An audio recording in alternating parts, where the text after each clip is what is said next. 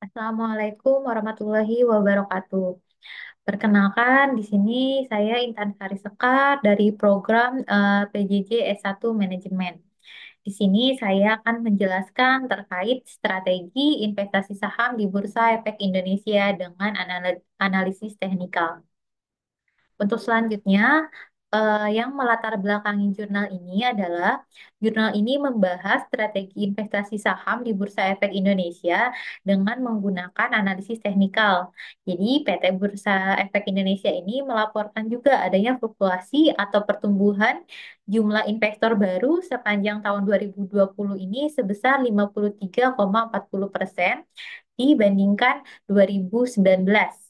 Nah, jumlah investor saham ini juga meningkat menjadi 1.695.268 single investor identification, naik dari 1.104.610 single investor identification pada tahun 2019. Nah, pertumbuhan ini juga menunjukkan adanya peningkatan minat atau kesadaran finansial masyarakat terhadap investasi saham dan perkembangan signifikan dari pasar modal Indonesia. Untuk investor ini juga dapat berinvestasi saham dengan menggunakan strategi jangka panjang untuk mendapatkan keuntungan dan juga untuk meminimalisir resiko. Tapi ada juga cara lain yang bisa kita gunakan dalam mengembangkan dana investasi saham ini, yaitu dengan perdagangan saham atau yang biasa kita sebut dengan trading. Dalam praktiknya ini, pengambilan keputusan investasi yang salah ini dapat menyebabkan kerugian, sehingga kita perlu melakukan analisis teknikal yang akurat. Dengan semakin banyaknya data yang tersedia ini, penggunaan teknologi seperti algoritma perdagangan berbasis kecerdasan buatan atau AI juga mulai dilirik oleh banyak investor sebagai alternatif modern dalam menganalisis teknikal. Di sini ada tiga indikator, yaitu indikator moving average, relative strength index, dan Bollinger Band yang digunakan oleh para investor karena mudah dipahami dan juga sudah populer. Selanjutnya, untuk rumusan masalah di sini bertujuan untuk membuktikan bagaimana sih keakuratan indikator moving average, relative strength index, dan Bollinger Band ini dalam menganalisis saham, dan apakah indikator tersebut juga sudah dapat digunakan secara sinergis untuk memaksimalkan keuntungan dan juga meminimalkan resiko. Dan di sini kita akan lebih fokus pada saham BRI karena kita akan menganalisis harga sahamnya. Untuk periode penelitiannya ini didapat dari data Januari hingga September tahun 2021. Selanjutnya, untuk tujuan penelitiannya ini ada tiga. Yang pertama itu menganalisis pergerakan harga saham Bank BRI ini menggunakan analisis teknikal. Dan yang kedua itu kita menentukan momen yang tepat kapan nih untuk membeli saham atau menjual saham atau menahan sahamnya berdasarkan grafik analisis teknikal pada saham PT Bank BRI. Selanjutnya, yang ketiga adalah mengkaji efektivitas ketiga indikator, yaitu relative strength, moving average, dan Bollinger Band ini untuk meminimalkan resiko dari kerugian. Selanjutnya, untuk tinjauan pustaka. Di sini penelitian sebelumnya itu Subroto mengatakan pada tahun 2018 menegaskan bahwa analisis teknikal ini membantu investor dalam memahami arah tren harga saham dengan presisi lebih tinggi. Sementara itu, Wira mengatakan pada tahun 2019 dia lebih menyoroti efektivitas moving average dalam mendeteksi sinyal pembelian tren yang potensial. Ada studi lain oleh Prihatiningsi pada tahun 2022 ini menyoroti pentingnya penggabungan indikator untuk memperkuat sinyal perdagangan. Jadi adanya dari kombinasi indikator ini dinilai ini lebih efektif dalam mengidentifikasi momen yang tepat untuk transaksi dibandingkan hanya dengan penggunaan satu indikator saja atau secara tunggal. Lalu untuk metode penelitiannya ini sendiri menggunakan metode deskriptif kuantitatif dengan data sekunder berupa data time series harian dari Januari hingga September 2021. Analisis teknikal ini diterapkan dengan tiga indikator tadi, yaitu Moving Average, Relative Strength Index atau RSI, dan Bollinger Band. Nah, di sini untuk moving average ini tidak ditujukan untuk menempatkan kita di bawah pasar atau di atas pasar, tapi ditunjukkan untuk menjaga kita agar tetap berada dalam tren, yaitu membelinya pada saat harga berbalik dari bawah pasar dan juga menjualnya setelah harga berbalik dari atas pasar. Elemennya ini penting dalam moving average ini adalah jangka waktu yang digunakan untuk menghitung rata-rata. Nah, untuk indikator relative strength index, di sini ada kondisi overbought. Apa itu kondisi overbought? Yaitu kondisi kita dianjurkan untuk menjual saham dan tidak membeli saham. Tetapi ada juga kondisi oversold, yaitu ketika kita dianjurkan untuk membeli saham dan tidak menjual saham kita. Selanjutnya, untuk indikator ketiga yaitu Bollinger Bands, yaitu mengukur volatilitas harga saham. Nah, teknik ini juga perkembangan dari moving average yang membentuk dua garis, yaitu garis yang berada di bagian atas itu dinamakan upper band dan garis yang berada di bawah itu dinamakan lower band. Selanjutnya, untuk hasil penelitian dari moving average ini, yaitu cara untuk mengidentifikasi tren ini dengan menggunakan dua buah moving average yang berbeda periode dan melihat posisi MA periode yang lebih pendek terhadap MA yang periodenya lebih panjang. Dan untuk menentukan pembalikan arah tren ini bisa kita lihat dari perpotongan antara dua MA. Selanjutnya, dari hasil penelitian Relative Strength Index atau RSI ini digunakan untuk mengukur momentum harga.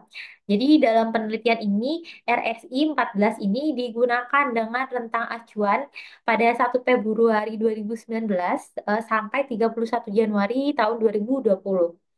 Nah, saham dengan level relative strength index di bawah atau mendekati 30 ini dianggap oversold atau jenuh jual. Sedangkan jika di atas 70 dianggap overbought, yaitu jenuh beli.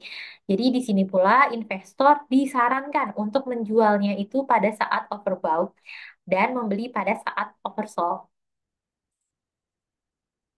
Selanjutnya, untuk penelitian terakhir, hasil penelitian terakhir yaitu Bollinger Bands. Ini digunakan untuk memperoleh informasi tentang kelanjutan arah tren dan besaran volatilitas harga saham yang digambarkan melalui pita Bollinger yang terdiri dari upper band dan lower band yang membungkus pergerakan harga saham.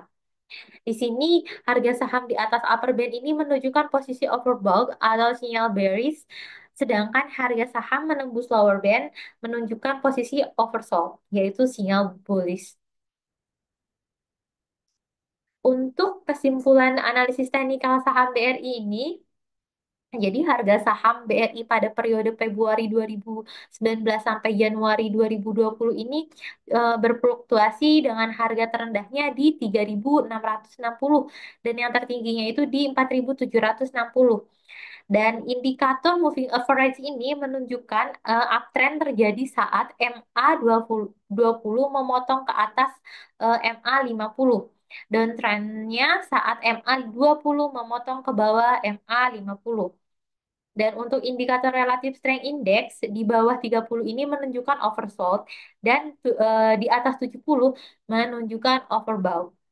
Dan yang terakhir yaitu adanya indikator Bollinger Band ini menunjukkan tren naik saat harga berada di sekitar upper band dan tren turunnya saat harga berada di sekitar lower band. Jadi, dari analisis ini, sebenarnya investor ini bisa menentukan kapan nih waktu yang tepat untuk membeli, menjual, atau menahan sahamnya untuk memaksimalkan keuntungan yang ingin didapat dan meminimalkan resiko atau mengurangi kerugian. Selanjutnya, Untuk waktu transaksi saham Bank BRI ini, jika berdasarkan moving average, kita take profitnya itu saat MA memotong ke atas MA 50. Mohon maaf, kita take profit saat MA 20 memotong ke atas 50. Yaitu kita pada saat membeli saham. Lalu untuk stop lossnya MA 20 memotong ke bawah MA 50. Yaitu kita saatnya untuk menjual saham. Dan berdasarkan relative strength index, kita membeli sahamnya itu pada saat oversold atau relative strength index ini mendekati atau memotong ke atas 30. Lalu kita menjual sahamnya saat overbought atau relative strength index melampaui 70. Dan yang terakhir, berdasarkan Bollinger Bands, kita membeli sahamnya itu saat harga berada di garis atau luar lower band dan menjual sahamnya itu saat harga berada di garis atau luar upper band. Selanjutnya, untuk analisis kritis jurnal, di sini sebenarnya tujuan penelitian ini sudah cukup jelas dan masih relevan, dan juga metode yang digunakan ini sudah tepat dan mencapai tujuan pula, dan hasil penelitian juga mendukung kesimpulan. Dari penelitian ini juga berkontribusi terhadap ilmu, terutama di bidang keuangan dan investasi, dengan meningkatkan pemahaman tentang analisis teknikal, literasi keuangan, serta pengembangan metode analisis saham yang lebih akurat dan efisien. Untuk diskusinya, sebenarnya penelitian ini mengkonfirmasi adanya efektivitas indikator teknikal yang dari tiga tadi, yaitu adanya relative strength index, adanya Bollinger Band, dan moving average, mohon maaf. Ini membuktikan bahwa kombinasi ketiganya ini memberikan hasil yang lebih efektif dalam menganalisis saham pada PT Bank BRI. Tapi meskipun demikian, sebenarnya analisis ini juga memiliki keterbatasan dalam menghadapi volatilitas pasar yang ekstrim dan faktor eksternal seperti adanya kondisi ekonomi global atau adanya kebijakan moneter. Di sini saran untuk penelitian selanjutnya yaitu kita juga perlu melakukan penelitian lanjutan karena hal ini dapat memberikan kontribusi yang lebih besar dalam pengembangan strategi investasi yang lebih efektif dan relevan di pasar saham Indonesia nantinya. Yang kedua juga kita perlu memperluas periode analisisnya ini agar mencakup volatilitas pasar yang lebih luas. Selanjutnya, kita juga perlu menambahkan atau menggabungkan analisis teknikal dengan analisis fundamental, seperti adanya laporan keuangan perusahaan untuk meningkatkan akurasi prediksi. Lalu kelima, kita juga perlu mengintegrasikan teknologi machine learning untuk memperkuat prediksi tren harga saham. Lalu, kita juga perlu meneliti pengaruhnya nih terkait variabel makroekonomi terhadap pergerakan harga saham. Selanjutnya, terdapat kelemahan yang ditemukan, yaitu penelitian ini dapat berkaitan dengan keterbatasan data historis yang hanya dapat menunjukkan data pasar Bursa Efek Indonesia di tahun lalu. Kemudian keterbatasan lainnya yaitu dalam hal menghadapi volatilitas pasar. Jadi pada saham Bursa Efek Indonesia ini seringkali mengalami volatilitas yang tinggi, terutama dengan menggunakan teknik analisis teknikal yang meskipun dapat mengidentifikasi tren, tetapi mungkin juga akan mengalami kesulitan dalam memprediksi perubahan besar yang disebabkan oleh faktor eksternal mendalam seperti nantinya adanya krisis ekonomi atau politik. Lalu untuk kesimpulan akhirnya, sebenarnya analisis teknikal dengan indikator moving average ini atau dengan relative strength index dan Bollinger Band ini dapat membantu investor dalam mengambil keputusan investasi saham di Bursa Efek Indonesia. Namun kita juga perlu mengingat nih bahwa analisis teknikal ini memiliki keterbatasan dan perlu dilengkapi dengan analisis fundamental. Jadi tidak hanya menggunakan satu analisis saja, bisa mengkombinasikan dua analisis. Selanjutnya, di sini ada daftar pustaka yang saya lampirkan, yaitu adanya strategi investasi saham di Bursa Efek Indonesia dengan analisis teknikal, lalu pengaruh analisis teknikal terhadap keputusan investasi saham di Bursa Efek, lalu adanya analisis teknikal untuk profit maksimal kedua edisi kedua, lalu yang terakhir dari berita siaran pers. Mungkin cukup sekian presentasi dari saya. Mohon maaf bila ada kekurangan. Terima kasih. Wassalamualaikum warahmatullahi wabarakatuh.